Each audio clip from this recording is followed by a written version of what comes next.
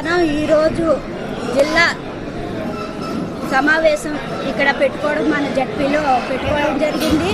దానికి మన గౌరవనీయులైన కలెక్టర్ గారు, ఎమ్మెల్సీ గారు, మన గోపాలపురం ఎమ్మెల్యే గారు, తాడేపల్లిగూడెం ఎమ్మెల్యే గారు, అందరూ ఆర్డీఓ గారు, జడ్పీటీసీలు, జిల్లా అధికారులు అందరూ కూడా ఇక్కడికి వచ్చి ఈ సమావేశానికి రావడం జరిగింది.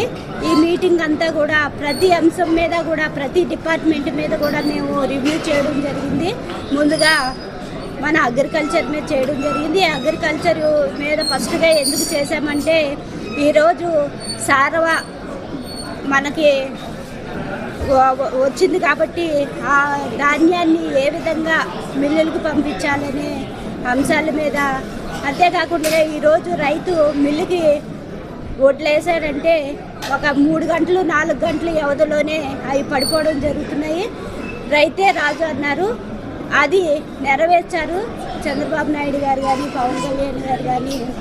ఎందుకంటే ఈరోజు గతంలో చూసుకుంటే మనం వడ్లు మిల్లుకి వేయాలంటే ఎన్నో ఇబ్బందులు, ఆటంకాలు ఉండేవి. ఇప్పుడు అలాంటివి ఏమీ లేకుండా జరిగింది. అదేవిధంగా విద్యాశాఖ మీద కూడా మనం రివ్యూ చేయడం జరిగింది. ఇప్పుడు 10th క్లాస్ ఎగ్జామ్స్ వస్తున్నాయి కాబట్టి ప్రతి స్టూడెంట్కి కూడా మనం చక్కటి విద్య అందించాలి.